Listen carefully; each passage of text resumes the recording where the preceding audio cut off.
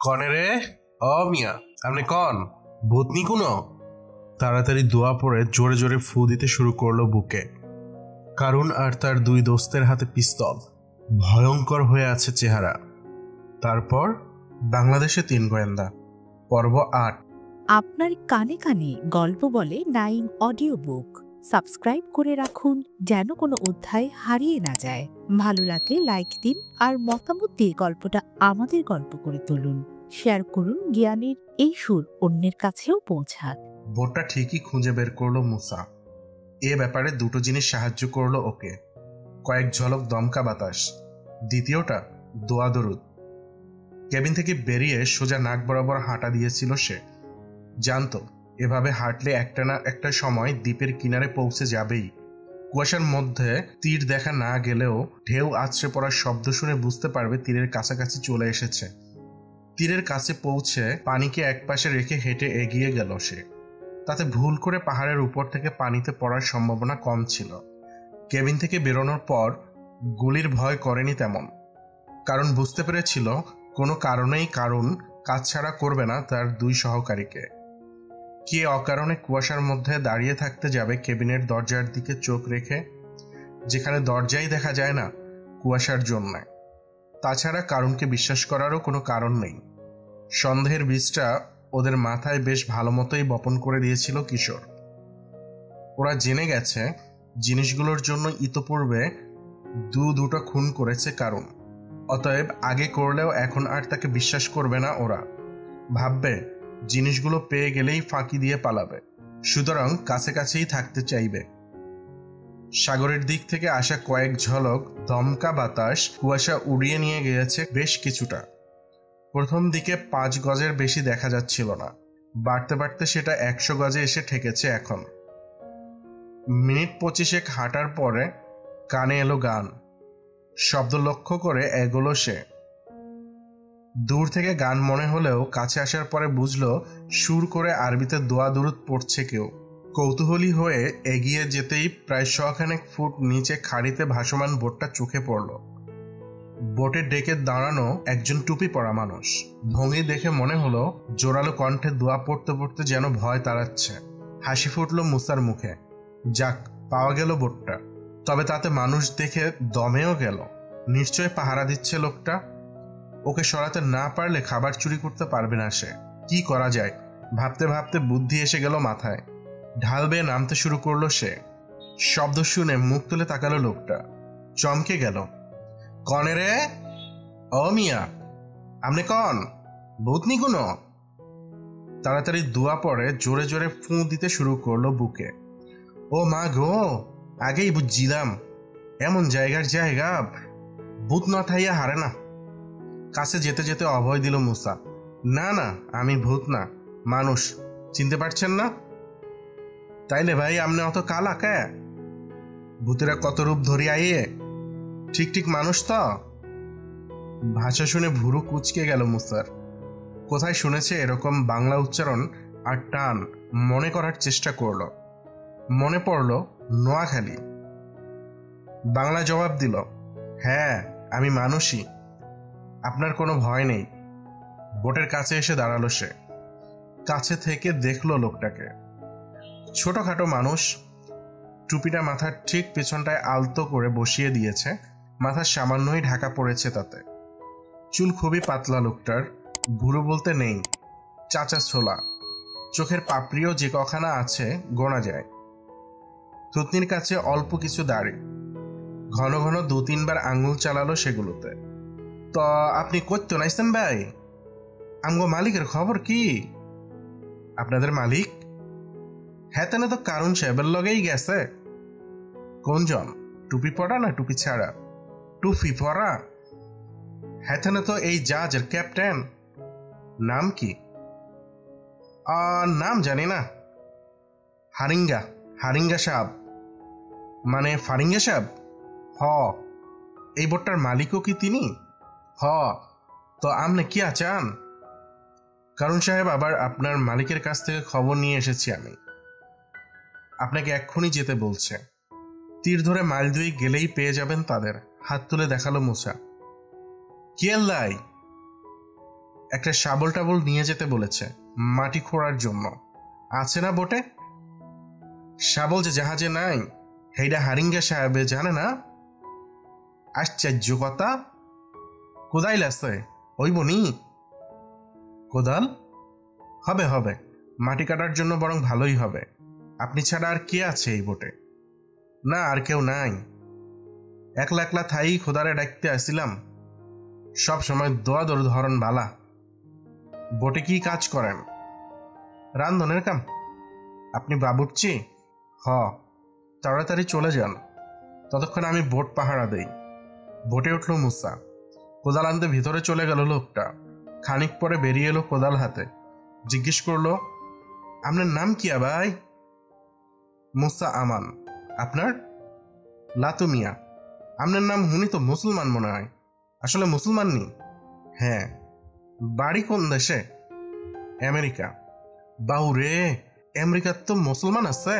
দেখছেন নি আল্লাহর কুদরত, সকল দেশে মুসলমান রাহি দিছে। আল্লাহ আল্লাহ, আল্লাহ ইচ্ছা করলে কি না করতে হারে। আইসা ভাই, আমনে থাহেন, আমি যাইমু আর আইমু। রান্ধুনি ঘরে চা ফাতা আছে, বানাই খাইয়েন। বিস্কুটও আছে, চা দি ভিজাই খাইয়েন। কোদাল হাতে তাড়াতাড়ি করে নেমে চলে গেল লোকটা। সেদিকে তাকিয়ে মুচকি হাসল মুসা। তার কথা পুরোপুরি বিশ্বাস করেছে লাতু মিয়া। বড়ই সহজ সরল। মিথ্যে কথা বলে ওকে ঠকিয়েছে বলে খারাপই লাগলো তার। লোকটা কুয়াশার মধ্যে অদৃশ্য হয়ে যেতেই রান্নাঘরে ঢুকলো মুসা। প্রচুর খাবার দেখতে পেল। মোটা একটা কাপড়ের ব্যাগে বের করে তাতে ঠেসে ভরতে লাগলো যতটা পারা যায়। ব্যাগটা কাঁধে ফেলে বেরিয়ে আসতে যাবে, হঠাৎ মাথায় এলো বুদ্ধিটা। না, আজ সত্যিই মগজ খুলেছে তার। একের পর এক বুদ্ধি বেরোচ্ছেই শুধু। বোটটা ধ্বংস করে দিয়ে যেতে হবে। গুপ্তধন খুঁজে পেলেও পালাতে পারবে না তাহলে আর কারুনের দল। দ্বীপে আটকা পড়বে, হয়তো কেবিনে গিয়ে হামলা চালাবে। তখন সেটা পরের কথা, যখন করে তখন দেখা যাবে।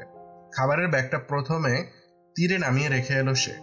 পেট্রোলের ড্রাম থেকে পেট্রোল বের করে বোটের ডেকে ঢালতে শুরু করলো। কেবিনে ঢুকলো কিছু কাপড় নিয়ে আসার জন্য। কাপড় খুঁজতে গিয়েই পেয়ে গেল পিস্তলটা। একবার দ্বিধা করে সেটা তুলে নিয়ে পকেটে ভরলো। কাপড়গুলো নিয়ে বেরিয়ে এলো বাইরে। ডেকে ঢালা পেট্রোলের উপর ছড়িয়ে ফেললো ওগুলো। পেট্রোল শুষে নিতে লাগলো কাপড়। পেঁচিয়ে পেঁচিয়ে কাপড়ের পলিতা বানিয়ে এক মাথায় রাখলো ডেকে, অন্য মাথা ঢোকালো পেট্রোলের ড্রামে। রান্নাঘর থেকে দিয়াশলাই বের করে এনে কাঠি ধরিয়ে ছুঁড়ে মারলো পেট্রোলের ভেজা কাপড়ের উপর। একটা মুহূর্ত দেরি না করে প্রায় ডাইভ দিয়ে নেমে এলো মাটিতে। তীরে নেমেই একটানে খাবারের ব্যাগটা তুলে কাঁধে ফেলে দিল দৌড়। আগুন ধরে গেছে কাপড়ে। দেখতে দেখতে দাউ দাউ করে জ্বলে উঠল। পেট্রোলের ড্রামে আগুন পৌঁছাতে দেরি হবে না। চোখের পলকে গ্রাস করে নেবে পুরো বোটটাকে। উপরে এলো মুসা, ফিরে তাকালো আবার। ক্রমেই ছড়াচ্ছে বোটের আগুন। দমকল বাহিনীও এখন আর বাঁচাতে পারবে না ওটাকে। সন্তুষ্ট চিত্তে কেবিনের দিকে হাঁটা দিল সে। দমকা বাতাসে সামান্য সময়ের জন্য কুয়াশা কিছুটা পাতলা হলেও আবার ঘন হতে শুরু করেছে। 5-7 গজের বেশি আর দৃষ্টি চলছে না এখন। অর্ধেক পথও পেরোয়নি। সামনে থেকে শোনা গেল মানুষের গলা। চট করে একটা গাছের আড়ালে লুকিয়ে পড়ল মুসা। সামনে দিয়ে দ্রুত চলে যেতে দেখলো কারুনের দলটাকে। রীতিমতো আতঙ্ক মনে হচ্ছে। লাতু মিয়া আসছে ওদের সঙ্গে, হাতের কোদালটা নেই। ও নিশ্চয়ই গিয়ে মুসার কথা বলেছে সব। ভয় পেয়ে গিয়ে বোটে কি হয়েছে দেখার জন্য দৌড় দিয়েছে কারুন আর তার দলবল। অশোক ওদের সঙ্গে না থাকলে খুশি হতো মুসা, কিন্তু সবকিছু তো আর তার ইচ্ছে মতো চলবে না। কুয়াশার মধ্যে দলটা অদৃশ্য হয়ে গেলে আবার গাছের আড়াল থেকে বেরিয়ে এলো নিজের পথে মুসা। খানিক পরে আবার কথা শোনা গেল পিছনে। দৌড়ে আসছে লোকগুলো, কারুনের দল। বোটটাকে পুড়তে দেখে নিশ্চয়ই পাগল হয়ে গেছে। ওকে ধরতে এখন কেবিনের দিকে ছুটছে, কাঁধে বিরাট বোঝা। কুয়াশার মধ্যে অজানা পথে চলাও কঠিন। তাড়াহুড়ো করতে গিয়ে বিপদ আরো বেড়ে যেতে পারে ভেবে আবার ঝোপের আড়ালে লুকিয়ে পড়ল মুসা। কুয়াশায় ভেজা গাছের পাতা ভিজিয়ে দিল সবার শরীর। অস্বস্তিকর অবস্থা, কিন্তু কিছু করার নেই। সামনে দিয়ে আবার চলে যেতে দেখলো 3 জন লোককে। কারণ আর তার 2 দোস্তের হাতে পিস্তল। ভয়ঙ্কর হয়ে আছে চেহারা। কারণটা বুঝতে অসুবিধা হলো না মুসার, কিন্তু এত তাড়াহুড়া করে কোথায় চলছে সেটা অনুমান করা কঠিন। বোট পোড়ানোটা কি ঠিক হলো ভেবে এখন আর লাভ নেই। অস্বস্তি বোধ করতে লাগলো আরেকটা কারণে। অশোক কিংবা লাতু মিয়া নেই এখন ওদের সঙ্গে। অশোককে খুন করে ফেললো না তো? 2টো করেছে, আরো একটা খুন করতে হাত কাঁপবে না কারুনের মতো খুনির। ব্যাগটা নিয়ে ঝোপের আড়াল থেকে বের হলো সে। কাঁধে ফেলে এগিয়ে চলল সাবধানে। শত্রুরা সামনেই কোনোখানে রয়েছে, কিন্তু কোনো শব্দ নেই। গেল কোথায়? বনের মধ্যে যাবে না, যাওয়ার কোনো কারণ নেই। হেলিকপ্টারটা এলে সেটাকে কবজা করার বুদ্ধি যদি এঁটে থাকে, লাভ হবে না। কুয়াশা এখনো এত বেশি, আসতে পারবে না চৌহান। বাকি রইল দুটো সম্ভাবনা। দুই জায়গায় যেতে পারে ডাকাতগুলো, এক কেবিনে, দুই ধস নামা জায়গাটায় গুপ্তধন খুঁজতে। কোদালটা নিশ্চয়ই ওখানে ফেলে এসেছে লাতু মিয়া। ভাবতে ভাবতে কেবিনের 100 গজের মধ্যে চলে এলো মুসা। নতুন একটা ভাবনার উদয় হলো মনে। কারণের দলটা যদি ওখানেই থেকে থাকে, তার কেবিনে প্রবেশ এখন চূড়ান্ত বিপদের কারণ ঘটাতে পারে। তাকে দেখে রেগে গিয়ে কি করে বসবে কারণ বলা যায় না। খাবারের ব্যাগটাকে এখন একটা বিরক্তিকর বোঝা মনে হচ্ছে তার কাছে। একবার ভাবলো ফেলে দেয়, কিন্তু ফেলে দিলে আর খাবার জোগাড় করতে পারবে না। ফারিঙ্গার বোটটা এখন পানির তলায়, অবশিষ্ট পোড়া খাবারও সেখানে। কিন্তু কিছু একটা করা দরকার। ব্যাগটা রেখে যেতে পারে, মাটিতে রেখে গেলে শিয়ালে খাবে। বড় একটা গাছের ডালে ঝোলালো ব্যাগটা, পা বাড়ালো আবার। হঠাৎ হিসহিসানি শোনা গেল। চমকে গেল মুসা, থমকে দাঁড়ালো। কিসের শব্দ? শিয়াল তো এমন শব্দ করে না। সাপ হতে পারে, ভয়ানক রাজগোখরা, মারাত্মক বিষ। আন্দামানের আতঙ্ক। প্রতি বছর গাছ কাটতে জঙ্গলে ঢুকে কত মানুষ এই সাপের কামড়ে প্রাণ হারায়। পকেট থেকে পিস্তল বের করলো সে, মাটিতে খুঁজতে লাগলো সাপটাকে। কাছেই একটা ঝোপের ডাল নড়ে উঠতে চরকির মতো পাক খেয়ে ঘুরে দাঁড়ালো সেদিকে। সাপ নয়, ডাল সরিয়ে আস্তে করে বেরিয়ে এলো একজন মানুষ। লম্বা, রোগা পাতলা, চুল দাড়িতে ভর্তি, মাথায় বাঁধা এক টুকরো রক্তমাখা ছেঁড়া ন্যাকড়া। নোংরা কাপড় চোপড়ে আস্ত একটা পাগল মনে হচ্ছে লোকটাকে। হা করে তাকিয়ে রইল মুসা। আস্তে কাশি দিয়ে গলা পরিষ্কার করলো লোকটা। তারপর বলল, রবিন তোমাকে এখানে বসে থাকতে বলেছে। আরো অবাক হয়ে গেল মুসা। বলে কি লোকটা? কে সে? রবিনের সঙ্গেই বা পরিচয় হলো কিভাবে? Like, comment, and subscribe.